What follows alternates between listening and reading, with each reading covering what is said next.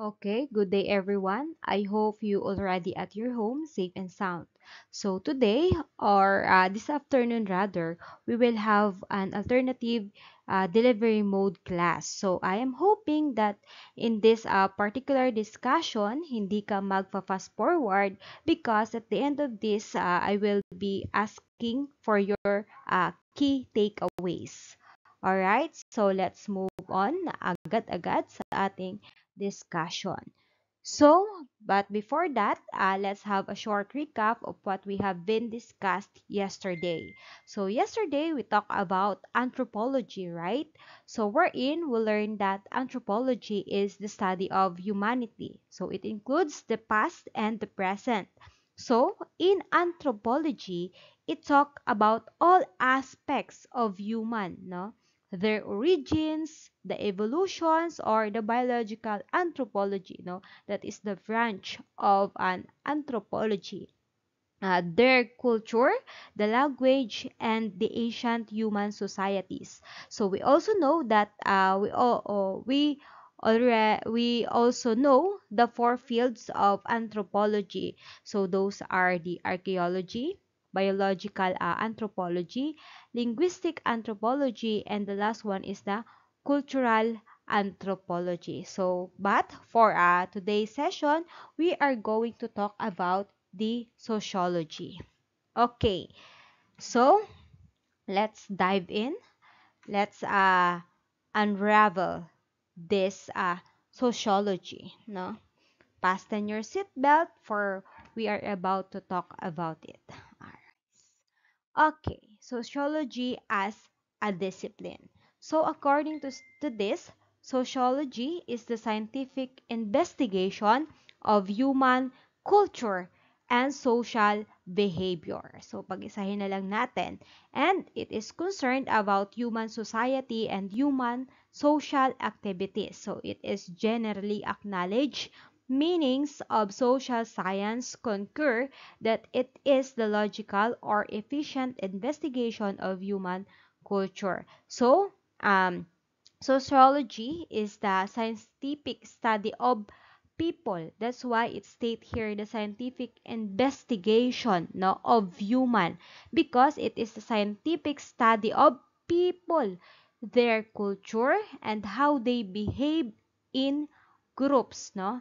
Ini-investigate nila paano ba yung isang person or people, no, mag-act, how do they behave in a group.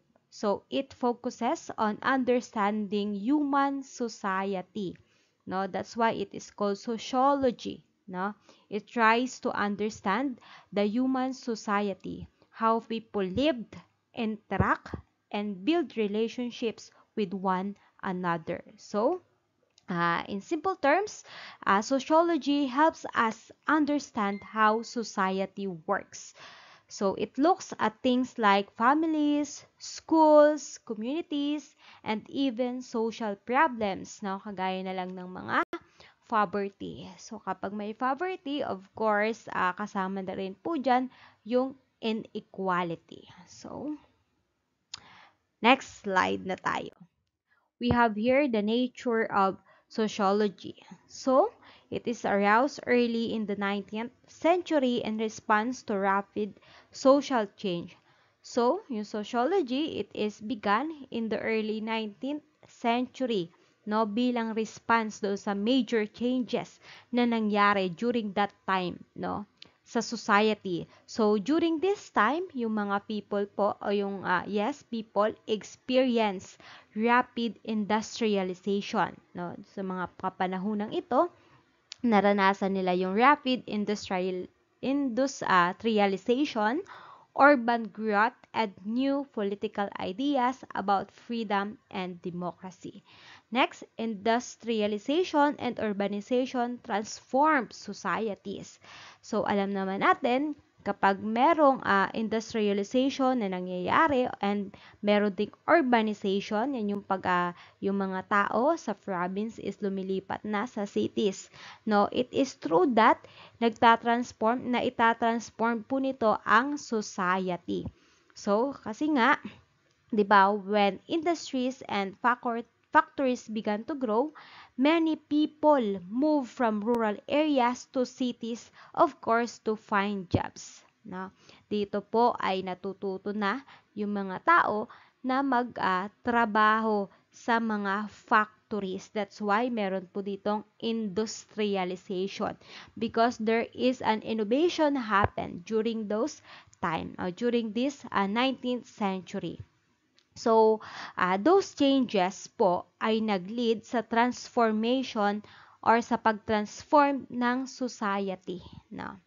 So, dito, alam naman natin kapag nagtatransform yung society, kapag lumalaki po yung bilang ng urbanization, ibig sabihin yung mga taga-province lumilipat sa cities, meron pong nakikreate na mga panibagong issues or panibagong changes, no, sa mga yan. Kasama na po dito yung pagkakaroon ng new social classes. No? Kumbaga kung saan dati, of course, hindi naman sa pag-unlad ng isang lugar o ng isang society, lahat ay nagiging sabay-sabay.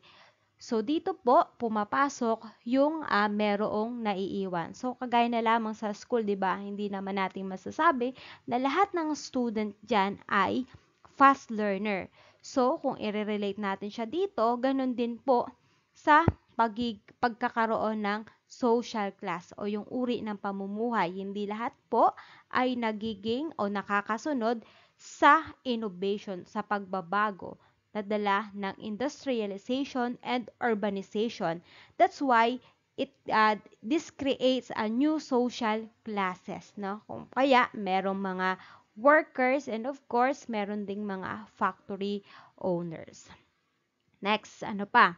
So, dahil dito, meron ngang industrialization and urbanizations, nagkakaroon po ng mga social problems din, no? Dahil nga, kagaya ng sinabi ko, hindi lahat ay nakakasabay. Kaya, dyan po lumalabas yung social problems natin sa kahirapan, sa poverty, and ano pa, overcrowding dahil nga sa pagbabago na dala ng industrialization, yung mga tao na taga-province ay nag-i-aim na pumunta sa cities para maghanap ng trabaho, no? So dahil po dyan, nagre-result ito sa pagkakaroon ng overcrowding and inequality. So, yun po. And ano pa? So these changes, no, ay dahil dito, yung ating mga sociologists ay they started to study how society adapts and how people interact in this new urban setting. So, it is through sociology, no? Okay, next. People began questioning how social order and progress could coexist. So, as societies change rapidly during industrialization, of course, people started to wonder how they could keep peace and stability, no, while also allowing growth and progress. So they ask question, no, sa mga panahon na yan. How can society stay organized when everything is changing so fast, no? Dahil nga sa mga pagbabago na dala ng industrialization and urbanizations, napapatanong yung mga tao, paano ba yung society paano ba ito maging organized sa kabila ng pagkakaroon ng pagbabago o mabilisang pagbabago? How can we improve people's lives without causing chaos or conflict? So, ilan lang po yan sa mga tanong na kung saan ay na-create sa panahon ng industrialization and urbanizations. Dahil nga, itong pagbabago na ito ay nagdulot po talaga ng major transformation sa society, no, during the 19th century. Okay, next, we have Auguste Comte, coined the term sociology and viewed it as a science of society. So, si Auguste Comte, isa siyang French thinker who first used the word sociology, no, that he believed society could be studied scientifically just like nature. Kumbaga sabi niya, pwedeng pag-aralan yung society kung paano pinag-aaralan natin yung nature, no? So, Comte viewed sociology as the science of society.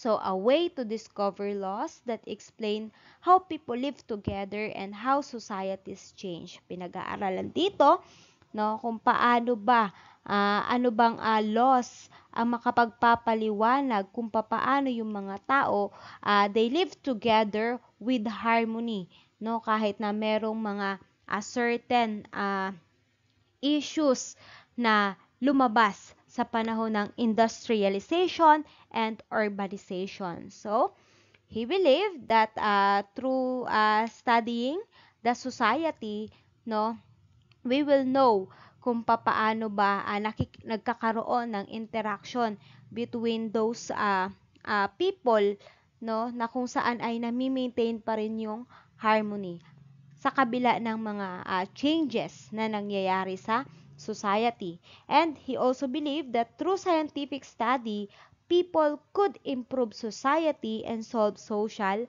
problems, because the aim of sociology is to understand and improve human social life. Okay, next, the major social transformations. So, ito po yung mga major social transformations na nangyari, no? Bakit po nagkaroon tayo o nagkaroon yung mga sociologists nung panahon na yon ng pagkukusa, no, na pag-aralan yung society. So, first one, we have the Industrial Revolution. Industrial Revolution led to large-scale urbanization. So, kagaya ng sinabi ko kanina, dahil nga sa Industrial Revolution, ito po yung nag-lead sa mga tao na magkaroon ng urbanization o yung paglipat ng kanilang tahanan. Kung sila ay taga-province, sila po ay nag-migrate sa urban. So, it is the Industrial Revolution that led the people to decide to migrate in the urban area. So, the factories and machines change how people work, no? Dahil sa pamamagitan. So, it was during the Industrial Revolution kung bakit yung mga machines, yung mga factories ay mas pinaigting ang paggamit nito, no? So, it was during those time na yun yung tumulak sa mga tao na sila ay magkaroon ng changes sa kanilang way of life, no? How people work and produce goods that will lead them to a large-scale urbanization as people move to cities for jobs. Next, workers spent long hours away from families and traditions. So, dati, di ba, kung yung mga tao is talagang focus sila sa family kasi nga naman, hindi sila nagkakaroon ng maraming demand sa sarili. Basta ang kanila ay makasurvive in everyday lives, no, okay na yon. So, it was this time, no, na kung saan nagbago talaga yung uri ng pamumuhay ng mga tao. So, dahil din sa Industrial Revolution, kumbaga yung mga tao dito ay natuto na. So, for the second one, workers spent long hours away from families and tradition. So, long working hours. So, dito, yung many workers natin ay nag-spend sila ng halos most of their time in factories, no? Away from their families and traditions. So, dahil doon, yun po ay nagli-lead sa pagbabago ng kanilang social life and values, no? Kasama po yun sa mga bagay o sa mga major social transformation na nangyari, no? That's why pinag-aaralan po natin yung sociology. Next, rise of democratic ideas and individual rights. So during democratic ideals, yung meron po dito new ideas about freedom, equality, and individual rights. So it became the popular, challenging all systems of power. So dahil nga nagkaroon ng changes, meron ng kagaya kanina nagkaroon ng pagbabago sa social class, kung kaya't nagkaroon din sila dito ng yung dating old systems of power ay nabago po yun. Dahil nga, it is through industrial revolution kung kaya may changes na nangyayari sa mga tao. Hindi lamang sa way of living nila, they became different sa kanilang way of thinking. That's why democratic ideas, new ideas about freedom, equality, and individual rights. Meron na silang mga kaalaman patungkol sa freedom, sa pagkakapantay-pantay at sa karapatan ng bawat isa. Became popular, no? Naging popular yung freedom na ito, equality and individual rights, no? Na kung saan ito ay naging challenge doon sa old systems of power. Kumbaga, dahil nga makabago na, of course, nag-upgrade din. Meron ding pagbabago when it comes to democratic ideals. Okay, next. These events prompted the need to study societies scientifically. So, dahil po sa mga major social transformations na ito po yung people began to realize the need to study society scientifically. So, dahil sa mga major changes o transformations na ito po yung nag-lead sa ating mga sociologists na pag-aralan yung society scientifically, of course, to understand how it works and how it can improve. Okay, next is the founding figures of sociology. So, pag pinag-aaralan ang sociology, lagi mong tatandaan ang mga founding figures. So, naririyan na mismo si Auguste Comte. So, sino nga ba si Auguste Comte? So, he is the one who introduced the term sociology. So, siya po yung nag-introduce o kauna-unahang nagpakilala ng terminong sociology. Si Auguste Comte. So, he was a French, no? And he believed that society follows certain laws. Ang society daw ay merong sinusunod na laws, kagaya sa pag-aaral natin sa nature, di ba? Meron niyang mga laws na na-apply dyan, no? That explain how it is organized and how it changes. So, kung paano meron harmony sa nature because there is a specific law, no? Anong law ba yan?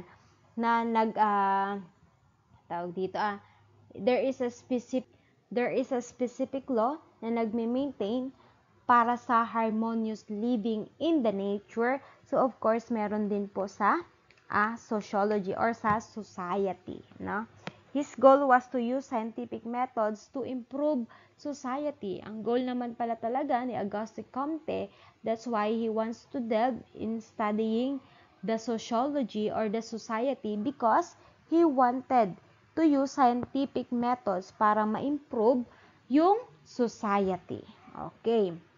So next, we have Emile Durkheim.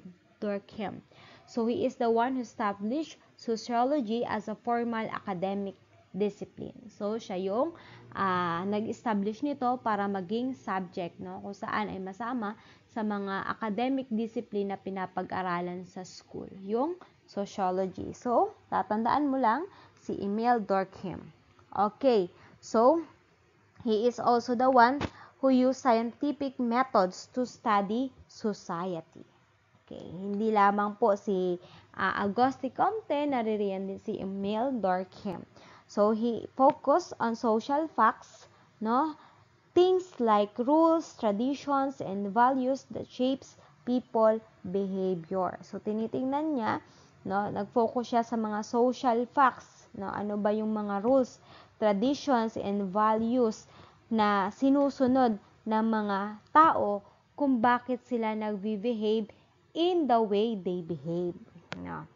He also studied how societies stay stable and maintain order even as they change. Pinag-aralan din niya bakit nga ba nananatiling stable yung society kahit na merong pagbabagong nangyayari inside mismo sa society, no? Okay, next. We have, so ito po si Auguste Comte. He is a French social scholar, no? Generally known as the father of sociology. Tatandaan mo, father of sociology, Auguste Comte, as he instituted the term humanism in 1839. And next, we have Emile Durkheim. Emile Durkheim. So, he is a French humanist. Okay, so we have here the nature of sociology. Number 1, sociology is a value-free and empirical discipline. Meaning, pag sinabing value-free, no, kumbaga yung sociology ay iniiwasan niya po yung mga personal bias or opinions when it comes to studying society, no, para naman mas masabi natin o para mas masabi na mas talagang valid yung nakuha mong data when you are studying a specific society.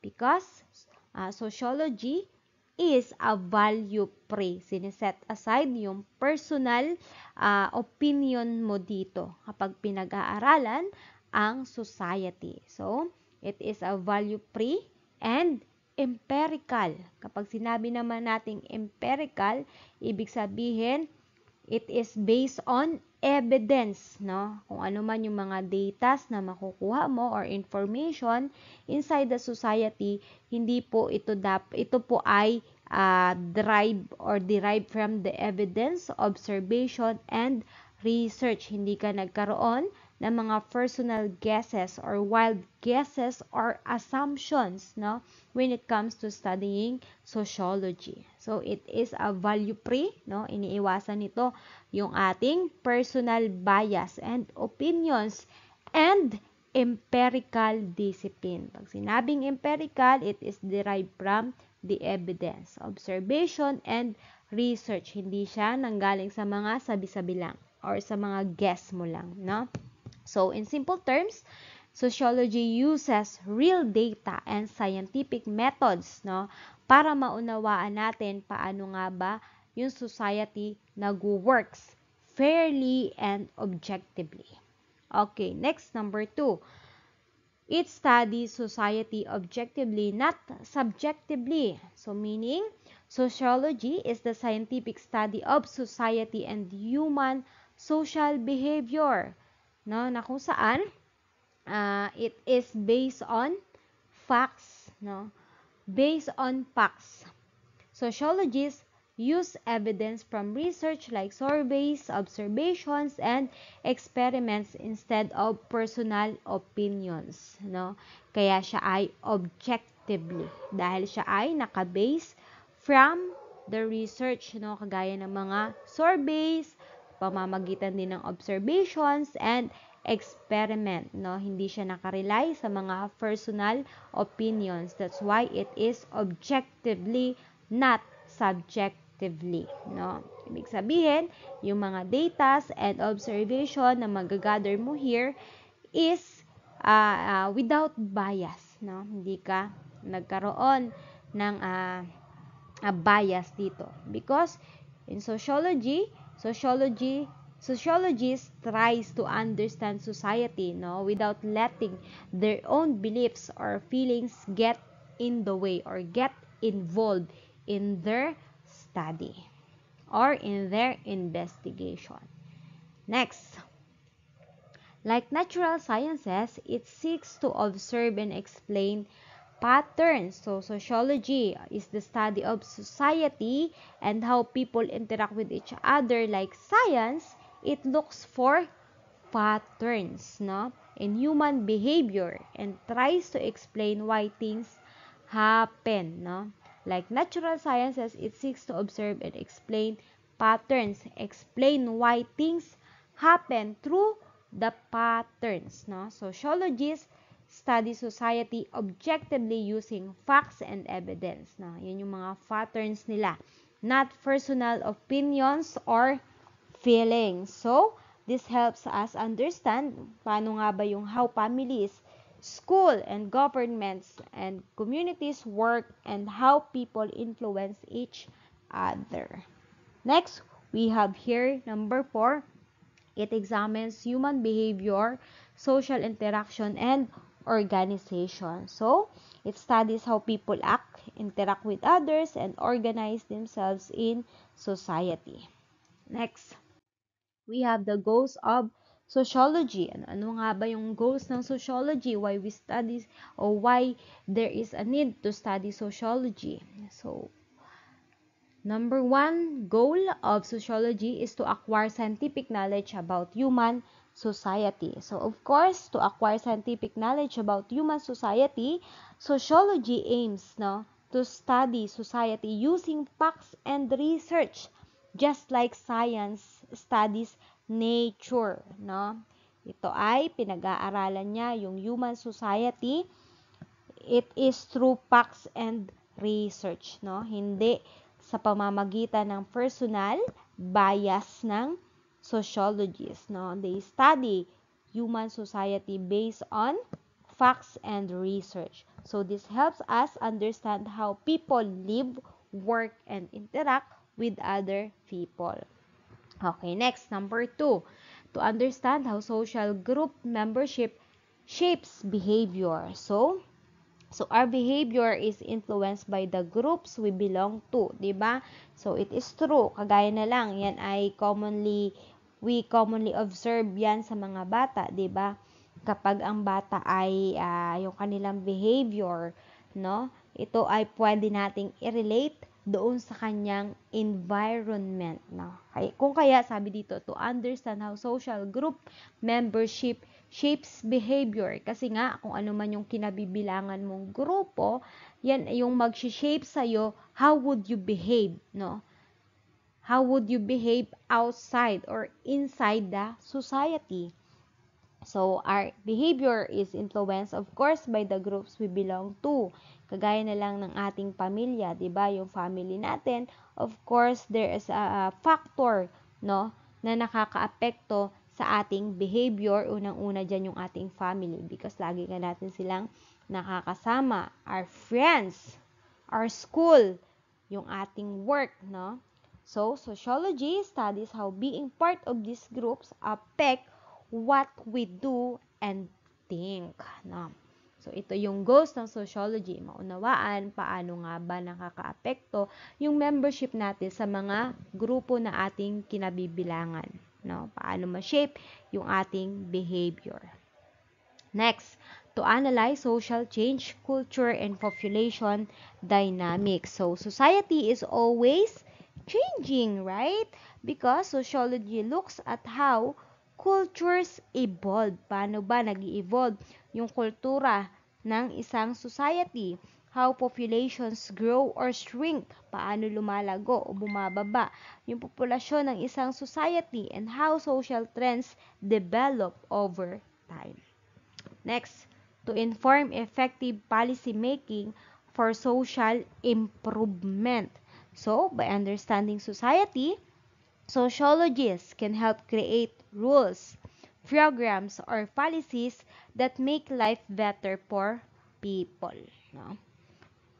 Next, as Samuel Koenig stated, to improve man's adjustment to life through objective knowledge. So, yung ultimate goal ng tao is to help people, The ultimate goal of the sociology rather is to help people live better and get along in society using facts and objective understanding instead of guessing or opinions. Okay, next we have the sociological perspective. So, number 1, human behavior is shaped by social groups and interactions. So, people act and think the way we do or the way they do because of the groups they belong to. Ibig sabihin, kung ano ang grupo na kanilang kinabibilangan, of course, yun po yung nag-shape or nagkakaroon ng impact paano ba sila mag-behave, no? Like, so, people act and think the way they do because of the groups they belong to, like family, friends, school, or work. So, our behavior is influenced by how we interact with others. Next, people often accept their social world as natural. So many people think the way society works is just the way it is, no? Or normal. So sociology helps us see that society is created by people. So it can be questioned and changed. Hindi natin pwedeng sabihin, no? Sabi dito sa sociology, yung perspective niya hindi dapat manatili doon sa normal. Kumbaga, many people think the way society work is just the way it is. Kumbaga, kung ano ang nangyayari inside the society, kasi ito na talaga siya, no? At normal na yon, no? So, ito ay kadalasan, actually, it is a wrong mindset because sociology is there to help us see that society is created by people, 'di ba? Of course, yung society naman talaga ay binuo ng mga tao because society involves human, 'di ba? So it can be questioned and changed. So pwede nating mabago yung sociology, no? Because when you change a certain society, of course, you have to change first the way the people think, no? The way the member of a certain group think, you have to change them, no? Para mabago yung society. Okay. Next. Number 4. Encourages critical thinking and awareness of social structure. So, society has organized system like schools. So, tama. So, sa ating society, meron naman diyang mga organized systems kagaya ng mga school, governments, and laws na kung saan ay nagkakaroon ng epekto o there is a positive or negative effect sa buhay ng mga nakatira inside the society.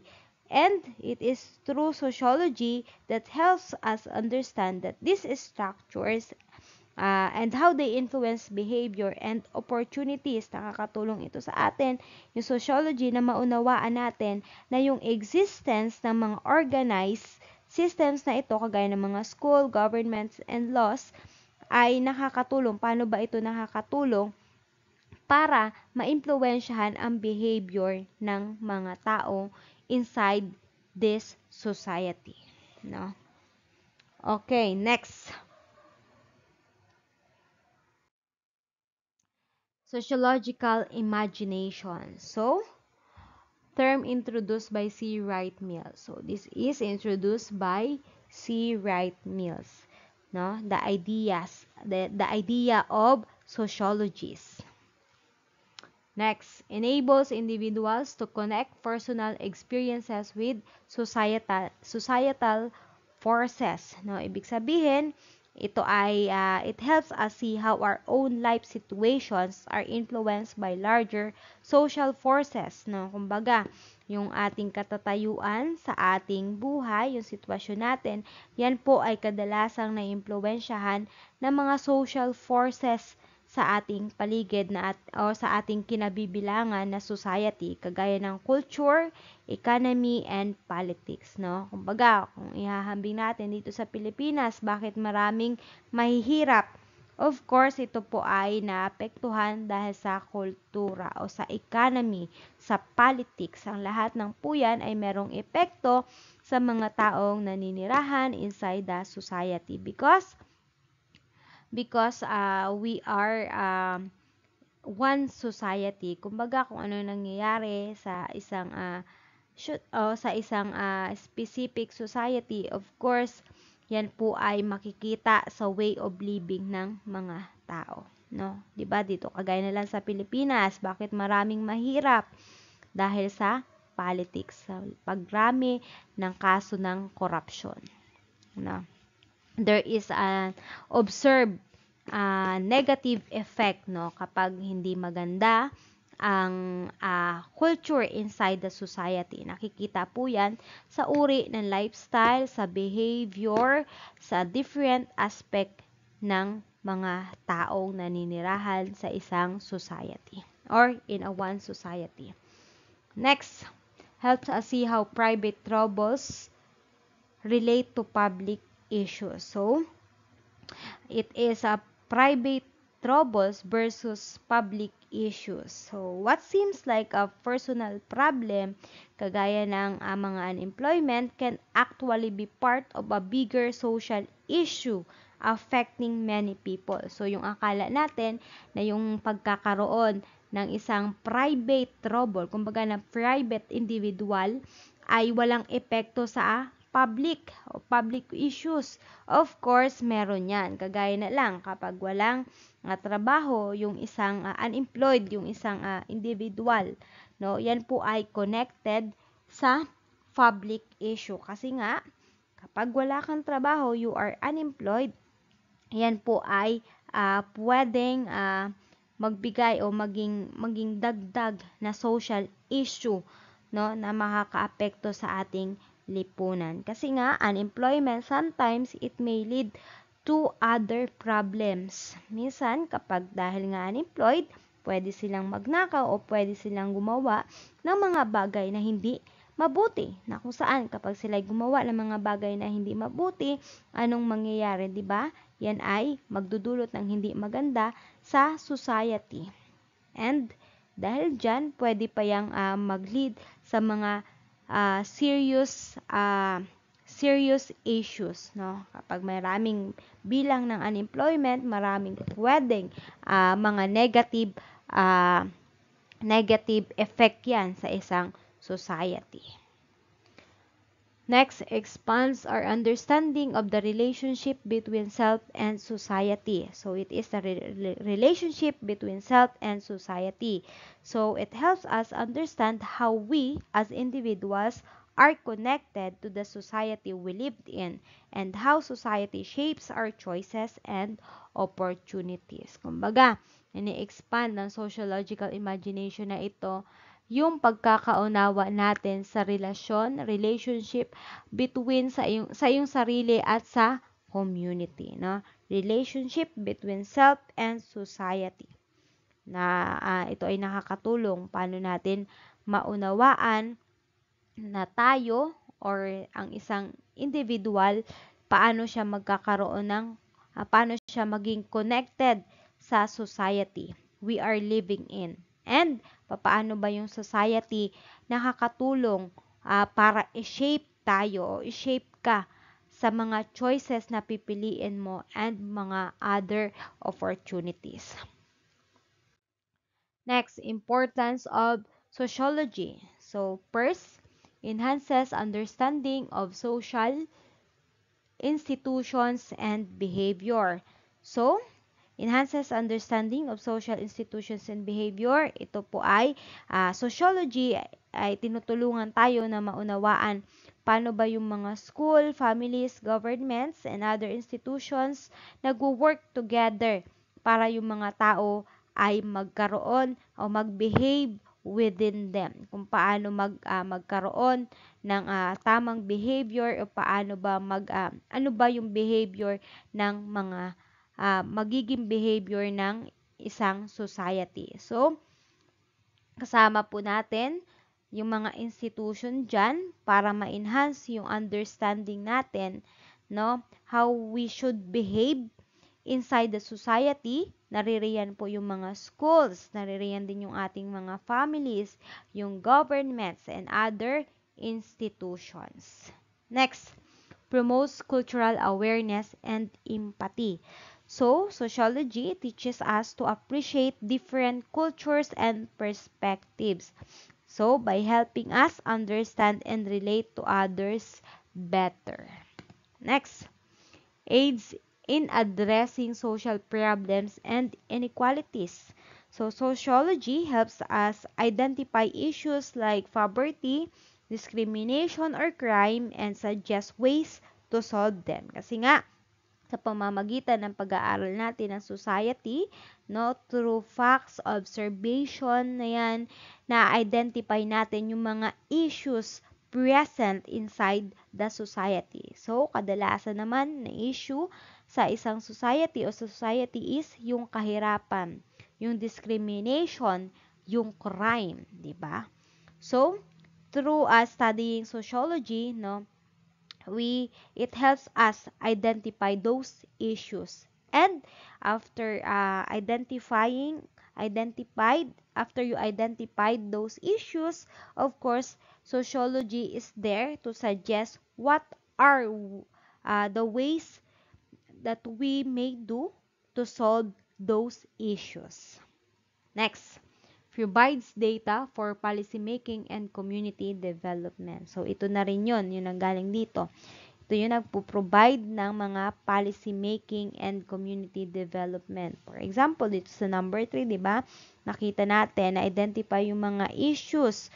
So, sa pamamagitan nito, we may suggest or we may implement, no, certain policy, no, para ma-enhance yung harmony or para magkaroon ng harmony inside the society. It is sociological research, gives facts and information, no, na kung saan nakakatulong sa mga leaders na magkaroon ng better rules, no, programs and decision para sa society. Provides data. Kasi nga dito sa sociology, 'di ba?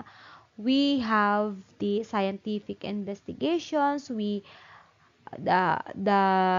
what you call this, the observation is there, no, and the gathering of datas, no, ay nandyan.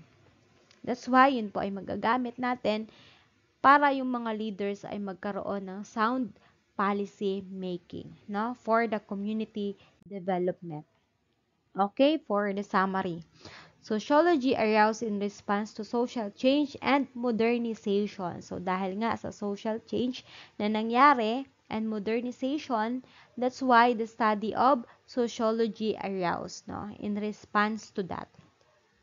Next, it studies how individuals and groups interact within societies. Paano ba nagkakaroon ng interaction sa yung mga individuals inside the group or inside the society, no? Uses scientific methods to understand social patterns and encourages awareness, critical thinking, and informed citizenship. Okay? That will be all for our discussion. And for that, you will have an activity. So, ito po ay sasagutan in your notebook para hindi mawala. So, I will be checking this. I will check this, no, on Monday. And on Monday pala, wala pala ako sa Monday. Dahil kami ay nasa training, no, sa coach. Dahil ako ang coach ng athletics, kaya wala ako the whole week. Monday, Tuesday, nasa training ako. And Wednesday to Friday, nasa city meet. Pero meron pa rin akong iiwang activities, module, na magmo-module kayo. And I am expecting na aaralin nyo yun para naman sa ating pag-meet, meron na tayong panibagong topic. And because magbibigay din po ako ng long test or summative test, no, mula doon sa mga binigay kong or ibibigay ko pa lang na module. For example, dito sa dalawa, sa discussion ko kahapon, dun sa anthropology and sociology, magbibigay ako dyan ng summative test. Yan lang sa dalawa na yan. And for our next topic naman, na ibibigay ko sa inyo, from Monday to Friday, yan ay magkakaroon din tayo doon ng summative test, no? I-expect nyo na yon. So, lagi kayong gumawa ng module, no, for the whole week. Gawin ang inyong module kasi wala ako noon. So sa dalawang subject 'yon, sa FERDEB and dito sa understanding culture. Okay? Hanggang dito na lang. See you guys when I see you.